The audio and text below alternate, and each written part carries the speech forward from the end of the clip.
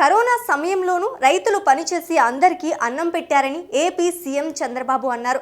తూర్పుగోదావరి జిల్లా రాయవరంలో పర్యటించిన సీఎం చంద్రబాబు రైతులకు పట్టాదారు పాసు పుస్తకాల పంపిణీ కార్యక్రమంలో పాల్గొని మాట్లాడారు.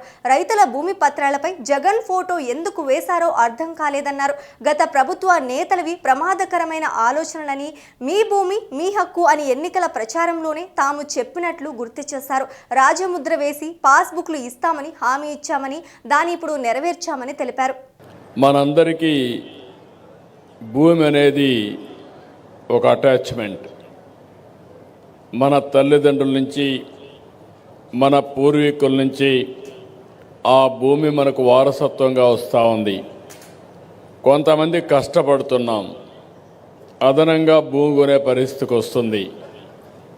అలాంటి భూమి అనేది రైతుకు చాలా సెంటిమెంటల్ ఇష్యూ. ఇది దేన్నైనా వదులుకుంటాడు, కానీ భూమిని వదులుకోవడానికి ప్రాణం పోయినా పర్వాలేదు, కానీ భూమిని వదులుకోవడానికి రైతు ఎప్పుడూ ఇష్టపడని చెప్పి మరొకసారి మీకు తెలియజేస్తున్నా. కరోనా సమయంలో అందరికీ హాలిడే ఇచ్చారు, కానీ రైతుకు మాత్రం హాలిడే లేదు. కరోనా టైంలో కూడా పనిచేసి అందరికీ అన్నం పెట్టిన రైతన్నని ఎట్టి పరిస్థితుల్లో మర్చిపోవడానికి వీలు లేదు.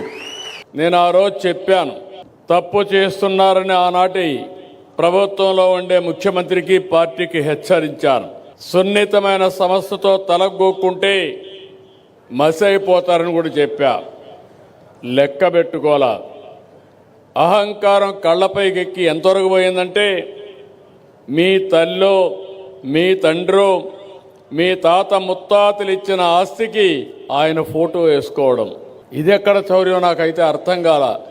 ఇంకో పక్కన మీరు ఒకసారి చూస్తే, మీ భూమి మీరు ఆ పొలంలో పోయి చూస్తే అక్కడ రాళ్లన్నీ సర్వే రాళ్లు పెట్టి ఆ సర్వే రాళ్లకు ఎనుబొమ్మ వేసుకోవడం. ఇది ఎక్కడ క్రేజో నాకైతే ఇప్పుడు కూడా అర్థం కావడంలా. ఏంటిది ఈ విచిత్రమైన ఆలోచన విధానం? ఇంకొక పక్కన మీ భూమి కంప్యూటరైజ్ చేసి ల్యాండ్ టైటిలింగ్ యాక్ట్ తీసుకొచ్చాడు, ఒక చట్టాన్నే తీసుకొచ్చాడు. ఆ చట్టాన్ని తీసుకొచ్చి ఆ చట్టానికి అధిపతుల్ని ప్రైవేటు వ్యక్తులు పెట్టారు, గవర్నమెంట్ వాళ్ళు కాదు, ఎంఆర్ఓ కాదు. ఆయనకు నచ్చిన వాళ్ళని పెట్టుకోవడానికి, పెత్తనం చేయడానికి ఆయన మనుషులు పెట్టుకున్నాడు. అంటే మీ భూమి ఆయన చేతిలో పెట్టుకుని ఆయన మనుషుల ద్వారా పెత్తనం చేసి మిమ్మల్ని కంట్రోల్ చేయాలనుకున్నాడు. నేను చెప్పి వినకపోతే నేను ఆ రోజు ల్యాండ్ టైటిలింగ్ యాక్ట్ని, పట్టాదారు పాస్ పుస్తకాన్ని దగ్ధం చేసే పరిస్థితికి వచ్చారు. మీరు అందరూ చూసుంటారు. అలాంటి పరిస్థితి తీసుకొచ్చాడు. నేను ఎక్కడికి పోయినా నాకు వచ్చే పిటిషన్లో 180 పిటిషన్లు రెవెన్యూ వస్తున్నాయి, ఇంకొక 5-10 పోలీసులు వస్తున్నాయి. ఈ 80% ఏంటంటే మీ భూమి ఇంకొక ఆయన కబ్జా చేశాడు. అది కూడా రాజకీయ నాయకుడే చేశాడు. నిన్న కూడా వస్తున్నాయి కబ్జా చేసిన ల్యాండ్స్ అన్నీ. ఇది భయంకరమైన సమస్యగా నాకు కనపడింది. అందుకే నేను ఒకటే ఆలోచించా, దీనికి శాశ్వత పరిష్కారం చేయాలి. తిరిగి ఏ ఒక్క వ్యక్తి కూడా బాధపడకుండా ఈ సమస్యని పరిష్కారం చేయాలని ఈరోజు మీ దగ్గరికి వచ్చాను. నేను ఈరోజు వచ్చానంటే మీరు గుర్తుపెట్టుకోవాలి, నేను కూడా ఇక్కడ కోప్పడ్డాను. నేను వాళ్ళకి చెప్పింది స్పష్టంగా, ఇంటి దగ్గరనో ఎంఆర్ఓ ఆఫీసులోనో పిలిపిచ్చి ఇవ్వడం కాదు, గ్రామ సభ పెట్టాలి. గ్రామ సభలో అందరికీ పుస్తకాలు ఇవ్వాలి, చదవాలి, చదువుకోనివ్వాలి. చదువు రాని వాళ్ళుంటే, చదివిన వాళ్ళుంటే పక్కన పెట్టుకొని మీ పుస్తకం మీరు చదువుకొని అన్నీ కరెక్ట్గా ఉంటే, పేరుతో సహా అన్నీ కరెక్ట్గా ఉంటే ధృవీకరించుకొని ఈకేవైసీ తీసుకొని మీకు ఇమ్మన్నాను. గ్రామ సభలు ఏర్పాటు చేసి రైతులకు ఈ నెల 11 వరకు పాస్బుక్లు ఇస్తున్నామన్నారు సీఎం. ఒక్క రూపాయి అవినీతి లేకుండా చూడాలని అధికారులకు ఆదేశాలు ఇచ్చామని చెప్పారు.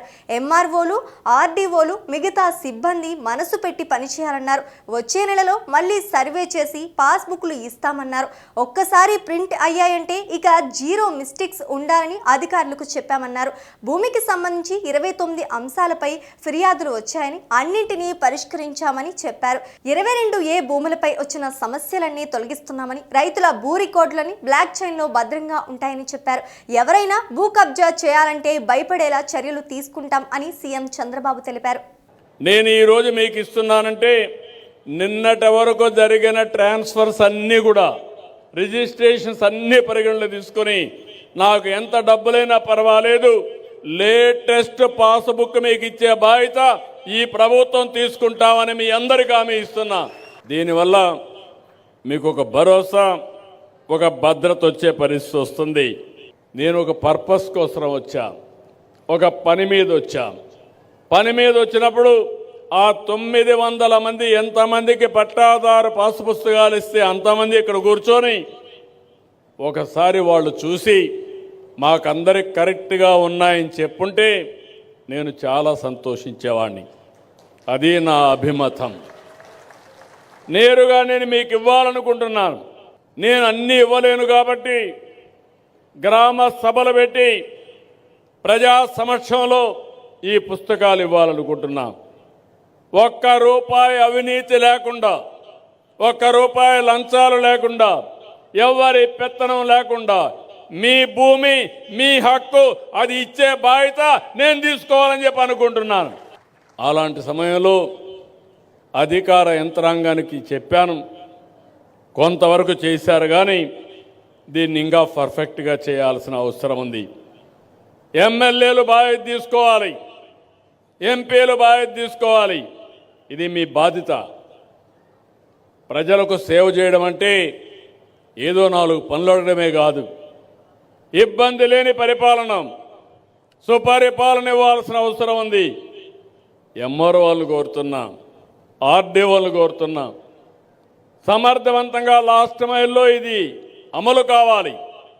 ఇది ఒక పవిత్రమైన యజ్ఞం. ఇది మీరు కూడా మనసు పెట్టి పనిచేస్తే తప్ప ఆ యజ్ఞ ఫలితాలు పేదవాళ్లకు చెందవని చెప్పి కూడా నేను మీకు తెలియజేస్తున్నా.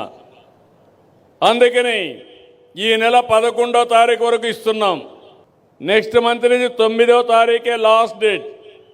2, 9 7 రోజులు, వారం రోజులు. ఈ వారం రోజుల్లో రెడీ అయినటన్నీ పంపిణీ చేస్తాం.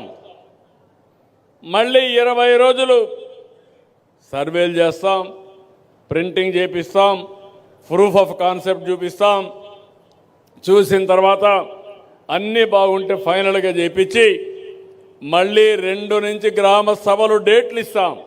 ఆ డేట్ వారుగా 7 రోజుల్లో పంపిణీ చేస్తాం.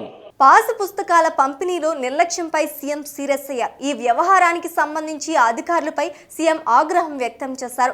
పాసు పుస్తకాలు తీసుకున్న రైతులంతా సభకు రాకపోవటంపై కలెక్టర్, రెవెన్యూ శాఖ అధికారులపై సీఎం మండిపడ్డారు. ఎంపీ, ఎమ్మెల్యేలు కూడా బాధ్యతగా వ్యవహరించాలని సూచించారు.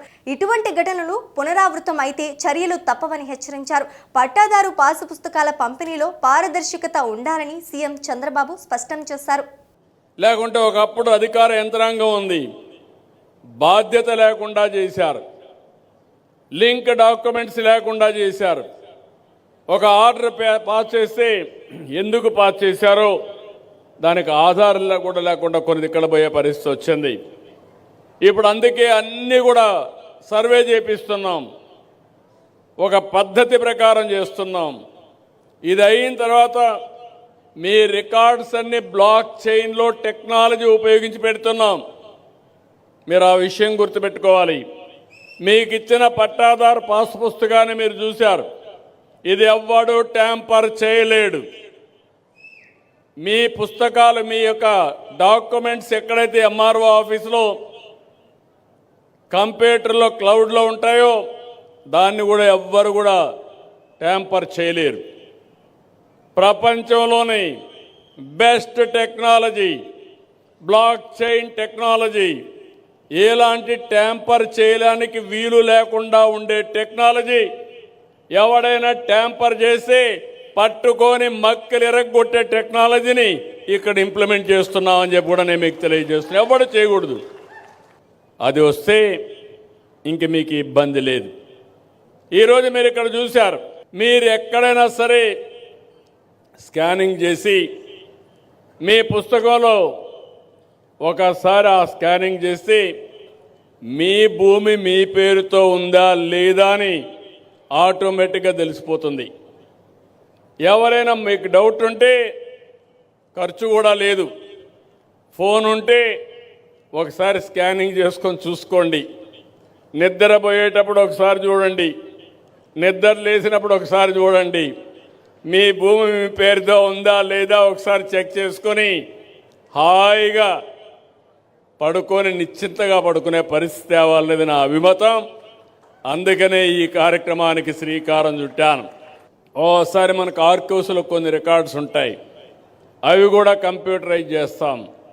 అవన్నీ కూడా డేటా వేర్ హౌసింగ్లో పెడతాం. మిగిలిన రిలవెంట్ డాక్యుమెంట్స్ అన్ని క్లౌడ్లో పెడతాం. ఎప్పటికప్పుడు ఎలాంటి అవకతవకలు లేకుండా చేసే బాధ్యత మాదని నేను మీ అందరికీ హామీ ఇస్తున్నాం. ఈరోజు మీరు ఒకసారి చూస్తే వీళ్ళు చేసిన పనికి మళ్ళా రీసర్వేలు చేసి 6,688 గ్రామాల్లో రీసర్వే పూర్తయింది. 4,783 గ్రామాల్లో పాసు పుస్తకాలను ముద్రించాం. 22,33,000 పాసు పుస్తకాలు సిద్ధంగా ఉన్నాయి. మండపేట నియోజకవర్గం 36,032 పాసు పుస్తకాలు పంపిణీ చేయాలని నిర్ణయించాం. తనిఖీలో కొన్ని లోపాలు కూడా వచ్చాయి జిల్లాలో. ఇవన్నీ చూస్తే 1,18,000 రాష్ట్రం మొత్తం 1,18,000 పాసు పుస్తకాల్లో లోపాలుంటే అవన్నీ కూడా సరిచేస్తున్నాం. నేను ఒకే ఆదేశం ఇచ్చాను, స్పష్టమైనటువంటి ప్రొసీజర్ ఇచ్చాను. ఇవన్నీ కూడా సర్వే అయిపోయిన తర్వాత మీ దగ్గరకు వచ్చి ఎక్కడ మీ భూమి ఏ పేరుతో ఉంది, ఏ జాయింట్ ఎల్ఎం ఉంది, ఒరిజినల్ సర్వే నెంబర్ ఎంత ఉంది, ఎన్ని జాగాల్లో డిఫరెంట్ ఎల్ఎం ఉన్నాయి, అవన్నీ కూడా తీసుకొస్తారు. అవి తీసుకొచ్చి మీ అందరికి కూడా ఒక ప్రూఫ్ ఆఫ్ కాన్సెప్ట్ కింద ఒక లెటర్ ఒకటి ఇచ్చి మీరు చదువుకొని ఇది కరెక్ట్గా ఉందంటే అది కూడా మీది కూడా మళ్ళీ ఈకేవైసీ కూడా తీసుకొని మీది కరెక్ట్గా ఉందంటే అవి ప్రింటింగ్ పంపిస్తారు. ప్రింటింగ్ పంపించిన తర్వాత మళ్ళీ ఆ ప్రింట్తో వస్తే పుస్తకాలు వస్తాయి, అవి కూడా మీ దగ్గర తీసుకొస్తారు, మళ్ళా చదివినిపిస్తారు. ఒకవేళ కానీ చదివిన దాంట్లో లోపాలుంటే ఆ పుస్తకం ఇవ్వడానికి వీలు లేదు.